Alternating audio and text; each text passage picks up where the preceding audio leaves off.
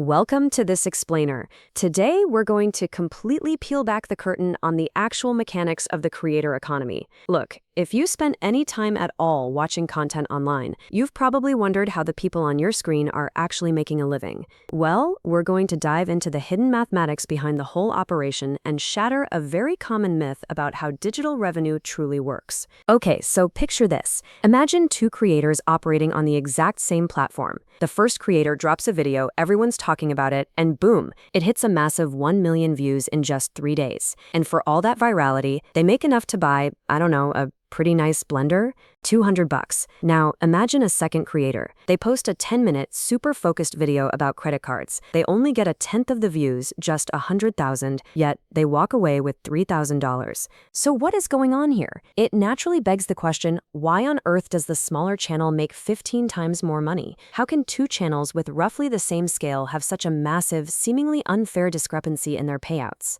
Honestly, it feels like it's gotta be a glitch. Or maybe the algorithm is just playing favorites, right? Well, the open secret of the platform is this. They don't actually pay for views. Not really. They pay for attention. But here's the catch, and this is absolutely crucial. Not all attention is created equal. The platform treats all watch time differently because their internal exchange rate is constantly shifting. That rate depends entirely on what the content is actually about, exactly who is sitting there watching it, and, most importantly, whether advertisers want to be anywhere near it. It really all comes down to understanding the one metric that rules the entire platform, CPM, or cost per mil. Simply put, this is the average amount advertisers pay for 1,000 views of an ad. You hear people constantly throwing around the phrase that creators make, $1 to $3 per 1,000 views. But frankly, that is just a blended average. And averages are super dangerous here because they completely hide the extreme highs and the devastating lows of what creators are actually taking home. So how does this machine actually work in real time? It's a pretty cold, indifferent process. Step 1. A brand decides they want to run an ad, and they target a specific audience based on age, location, and interests. Step 2. Every single time someone clicks on a video,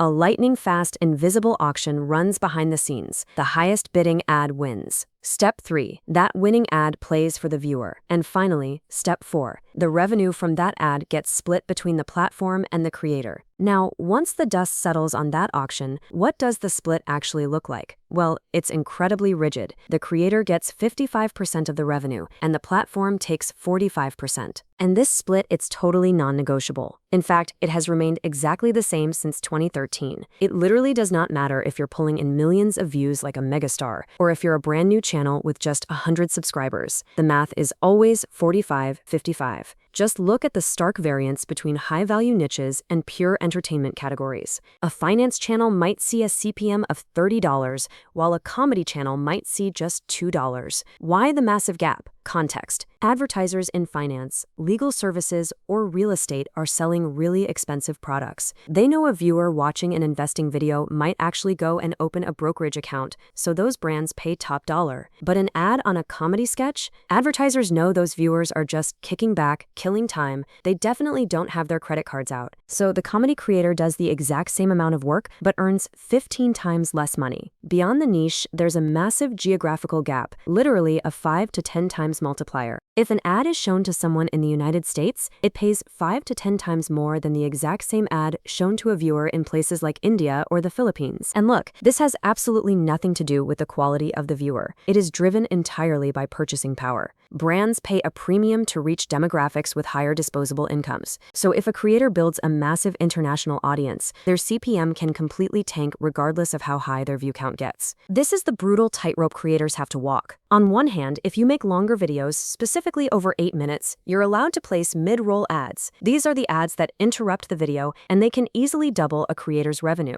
But the algorithm heavily rewards viewer retention. If a creator tries to game the system by stretching a solid 5-minute idea into a 12-minute video with a bunch of extra fluff, viewers get bored, they click away, and once retention drops, the video completely flops. The algorithm just buries it. Literally, one bad flop can tank a channel's momentum for weeks, leaving the creator with zero revenue. Section 4. The 1% reality. Fighting for scraps. 97%. I really want you to absorb this sobering statistic. 97% of channels do not even make enough money to cross the United States poverty line. The entire system is architected so that the top 1% of creators take home the vast majority of the platform's revenue. Everyone else, they're just fighting for the scraps. Most people spend a year or two just trying to reach the absolute minimum thresholds just to turn monetization on in the first place. And hey, for the few who actually do make it, the income is incredibly volatile. Think about December versus January. In December, CPMs absolutely spike because brands are in a frenzy, rushing to spend whatever is left of their holiday advertising budgets. But come January, those budgets completely crash. A creator can post the exact same quality of work, get the exact same amount of views, and watch their income swing wildly by 50% simply because of seasonal advertiser spending.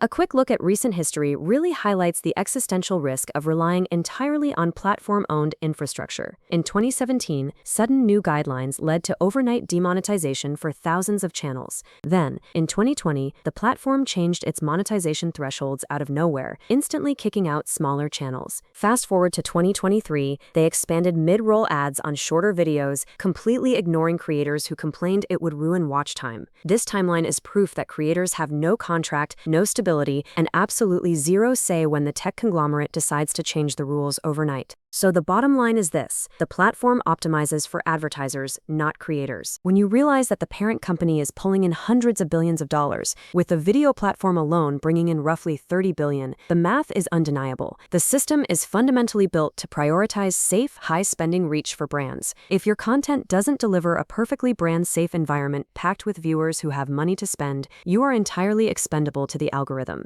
Ultimately, it forces this really uncomfortable realization: you're not actually building a business, you're sharecropping. Think about it. The platform owns the audience. They own the algorithm. They own all the data. You cannot just pack up and take your subscribers with you to another site. If a channel gets banned or the rules change, the creator loses their audience, their data, and their income in a single instant. At the end of the day, the platform doesn't pay you for views. It pays you for leverage. There is no inherent fairness here. It isn't a pure meritocracy. It's just cold, indifferent math without leverage. Whether that's operating in a highly lucrative finance niche, capturing a top-tier domestic demographic, or just having undeniable massive scale, the system simply does not care how hard you work. So the next time you click on a piece of content and sit through an ad, maybe ask yourself, who is actually making the money here?